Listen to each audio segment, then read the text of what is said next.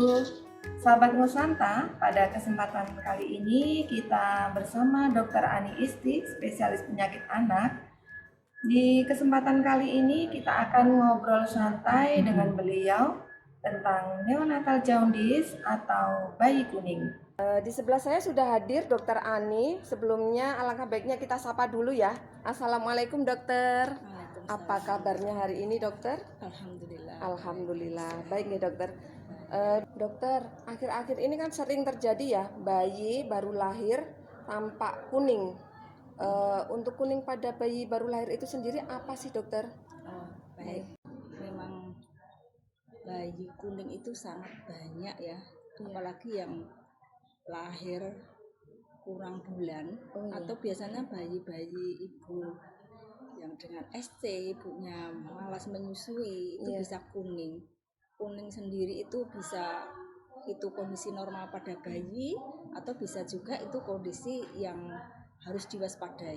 Dokter, untuk bayi kuning biasanya kan timbul beberapa hari setelah dilahirkan. Yang perlu diwaspadai itu kuning yang seperti apa dokter? Oh, baik. Jadi kuning itu ada yang normal, ada yang tidak normal. Kuning normal itu biasanya terjadi setelah usia 2 hari dan akan menghilang setelah usia 14 hari. Karena dulu kuning sendiri itu disebabkan karena kenaikan kadar bilirubin dalam darah. Kenapa kadar bilirubin dalam darah bayi itu meningkat? Karena umur sel darah merah pendek dan sel darah merah dihancurkan menjadi bilirubin. Pada saat di dalam kandungan, fungsi itu diambil di metabolisme di dalam plasenta. Setelah bayi lahir, fungsi memetabolisme bilirubin itu diambil oleh liver. Padahal liver bayi itu belum berfungsi maksimal. Jadi bayi bisa kuning. Dan pada usia 14 hari fungsi livernya sudah membaik, akan menurun kuningnya dan tidak akan kuning lagi. Terus untuk mengetahui tanda-tanda bahwa bayi itu kuning yang normal atau kuning yang nggak normal itu bagaimana dokter? Oh, baik. Kuning pada bayi itu bisa dilihat, biasanya kuningnya berawal dari wajah. Kalau tambah berat dia akan menurun sampai dada, perut, atau kadang sampai ke kaki. Kalau masih ringan, biasanya hanya di sekitar kepala, itu bilirubinnya sekitar 5, itu hanya perlu minum ASI yang cukup sering. Bisa tiap 2 jam sekali dan sekali menyusu selama 30 menit. Kalau bayinya minumnya cukup banyak, nanti bilirubin akan dibuang lewat pipis dan buang air besar.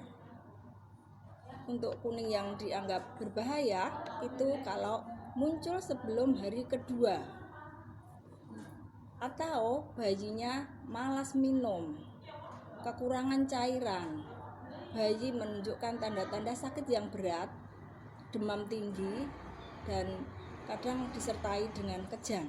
Berarti untuk pertolongan mungkin bingung juga ya dok kalau di rumah, wah kok bayiku malas minum, jarang pipis gitu, sebaiknya kan langsung dibawa periksa ke rumah sakit aja atau gimana dok? Ya, untuk mengetahui bayinya cukup belum minumnya, kita bisa lihat dari frekuensi pipisnya. Untuk zaman sekarang hampir semua bayi pakai diapers, nah itu yang harus sering kita cek. Minimal dalam 1 kali 24 jam bayi harus pipis 4 kali. Kalau lebih sering itu berarti lebih baik. Kalau masih minumnya banyak, asinya produksinya cukup banyak, kita hanya perlu edukasi ke orang tuanya agar lebih sering untuk menyusui. Nah, tapi kondisinya itu sebaiknya harus kita periksakan untuk mengetahui apakah ada tanda-tanda bahaya atau tidak. Apakah anaknya demam, refleks hisapnya lemah, atau perlu penanganan khusus kalau dengan kondisi yang berat. Karena kalau tidak ditangani dengan tepat bisa ada komplikasi sampai kejang, kemudian ada kerusakan sel otak, nanti tumbuh kembang anaknya akan terganggu. Dokter, terus untuk penanganan pada bayi yang kuning, maksudnya kondisi kuning yang lain itu bagaimana dokter? Jadi memang kuning itu hanya satu gejala dari suatu penyakit yang diderita oleh seorang bayi. Kuning yang fisiologis tadi sudah kita jelaskan bahwa dengan penanganan yang baik akan berdampak baik ke bayi dan nanti outcome-nya juga bagus. Nah, kondisi kuning sendiri itu bisa juga berkaitan dengan infeksi yang berat pada bayi, infeksi virus tertentu, atau keadaan hipotiroid kongenital itu juga bisa menunjukkan kondisi kuning. Satu lagi penyakit kelainan enzim pada bayi, GCPD, jadi bayi kurang enzim itu sehingga kadar bilirubin tetap tinggi. Untuk kondisi-kondisi seperti ini perlu penanganan yang lebih serius. Ini dokter, untuk penanganan selanjutnya pada bayi-bayi kuning itu seperti apa dokter? Baik, kalau bayi kuning kita periksa itu apakah bayinya masih aktif nangisnya, tidak ada demam, refleks hisapnya baik, produksi ASI-nya banyak, itu hanya cukup diberikan minum yang lebih sering sambil kita monitor apakah memang pipisnya sudah banyak, kemudian sambil dilihat tiap hari. Kalau sudah diberikan minum yang cukup banyak, kurang lebih 1 minggu, kok kondisinya masih kuning, lebih baiknya kita periksakan kembali apakah masih kuning atau perlu tindakan yang lain. Nah, biasanya pada saat pemeriksaan bayi kuning nih kelihatan misalnya sampai kaki, dokter akan menganjurkan untuk pemeriksaan kadar bilirubin.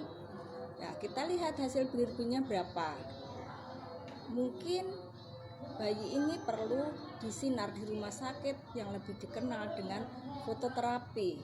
Fototerapi aman untuk bayi, sangat minim efek samping, dan biasanya mata bayi akan ditutup agar tidak terkena cahaya sinar biru yang bisa merusak mata bayi. Dengan pemberian cairan di fototerapi, nanti kita evaluasi bagaimana kadar bilirubinnya.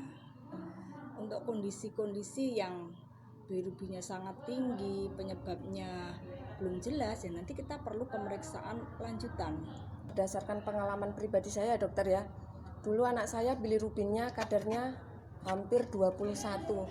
Katanya itu karena golongan darah dokter. Saya golongan darah saya O, anak saya B. Apakah itu juga berpengaruh dokter? Oh iya, jadi adanya ketidakcocokan darah ibu dengan bayi, biasanya ibunya golongan darahnya O. Dia akan membentuk antibodi yang melapisi permukaan sel darah merah bayi dan ikut membentuk antibodi. Jadi sel darah merah bayi banyak dihancurkan, makanya bilirubinnya jadi tinggi. Kalau kondisi seperti itu biasanya bagus dengan penyinaran dan nanti tidak akan ada efek sampingnya. Berarti harus siap-siap anak kedua juga kuning ya dok ya? Biasanya anak kedua itu lebih berat gejalanya dibandingkan dengan anak pertama karena antibodinya sudah tambah banyak dari ibunya. Sel darah merah dihancurkan, bilirubin tambah tinggi. Terus ini dokter, kalau untuk jemur pagi, biasanya kan kalau orang tua, orang awam orang tua dijemur aja, wah ini anaknya kulitnya kuning langsat, taunya kuning langsat ya dokter ya, padahal itu mungkin bisa jadi kuning yang itu tadi.